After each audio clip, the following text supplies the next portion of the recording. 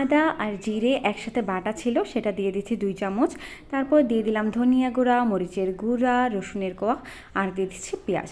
এগুলো একসাথে ভালো করে মিহি করে বেটে নিয়ে এর মধ্যে দিয়ে দিচ্ছি যে কোনো ব্র্যান্ডের রোস্টের মশলা 4 চামচ।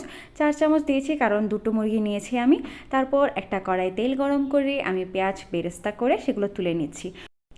তারপর সেই তেলেই আমি মুরগিগুলো দিয়ে আমি একটুখানি ভেজে নিচ্ছি। অনেকেই আছেন রোস্টের মুরগি একটু কড়া করে ভাজেন, আমার কিন্তু সেটা আবার ভালো লাগে না, একটু ড্রাই লাগে এবং শক্ত লাগে, তাই আমি একটুখানি হালকা হালকা ভাজা ভাজা করি। আর হচ্ছে আমি কিন্তু এতে লবণ বা অন্য কিচ্ছু দেইনি, শুধু মাংসটা ভেজে নিয়েছি। তারপর আরও একটুখানি তেল দিয়ে তেজপাতা ফোড়ন দিয়ে দিয়ে দিচ্ছি সেই বেটে রাখা মশলাটা।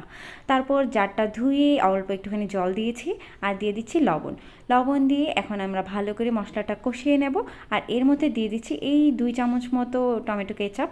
তারপর এটা আরও একটুখানি কষিয়ে নিয়ে আমরা এর মধ্যে দিয়ে দেবো ভেজে রাখা সেই মুরগিগুলো। মাংসটা দিয়ে আমি একটুখানি নেড়ে চেড়ে মশলার সাথে মিশিয়ে নিয়ে অল্প কিছুক্ষণের জন্য ঢাকা দিয়ে দেবো। ঢাকনা খুলে এটা যতক্ষণ পর্যন্ত সেদ্ধ না হয় বা কষিয়ে না যায় ততক্ষণ পর্যন্ত এটাকে রান্না করে নেব। একটু সময় নিয়ে রান্না করব যেন ভিতরে পর্যন্ত যায়। তারপর ভালো করে কষানো হয়ে গেলে দিয়ে দেবো দুধ আর হচ্ছে জল মিশিয়ে রাখা। আর দুধের পরিমাণটা একটু বেশি দিতে হবে, তাহলে ক্রিমি হয়।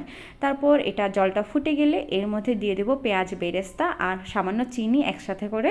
তারপর এর মধ্যে আরও একটুখানি ফুটে যখন ঝোলটা একদম আমাদের পরিমাণ মতো হয়ে আসবে তার মধ্যে দিয়ে দেবো কাঁচা মরিচ আর ঘি। আমাদের কিন্তু রোস্ট একদম রেডি হয়ে গেছে। এটা কিন্তু পোলাওর সাথে খেতে দারুণ লাগে।